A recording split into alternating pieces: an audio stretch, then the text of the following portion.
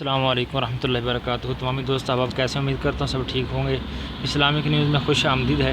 یہ فلاح دارین کتاب ہے جی، اور اس میں نظر بد کے لیے جو اس کے اندر لکھا ہے وظیفہ کہ اگر کسی کو نظر بد لگ جائے تو اس کو کیا کرنا چاہیے۔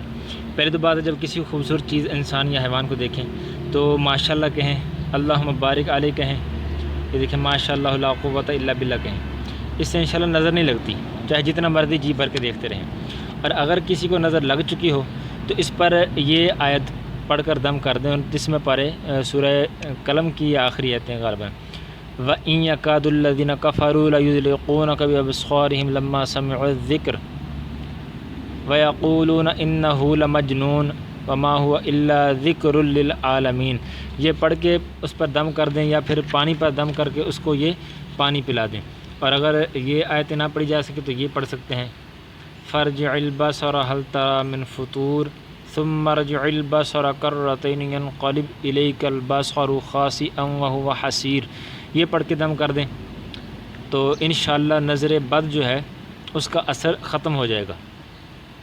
اس کے علاوہ دفیہ نظر کے لیے یہ آیتیں بھی پڑھ کے دم کر سکتے ہیں، انشاءاللہ نظر لگنے کا اثر دور ہو جائے گا۔ وَمَا أَنفَقْتُم مِّن نَفَقَةٍ أَوْ نَذَرْتُم مِّن نَذْرٍ فَإِنَّ اللَّهَ يَعْلَمُهُ وَمَا لِلظَّالِمِينَ مِنْ أَنصَارٍ۔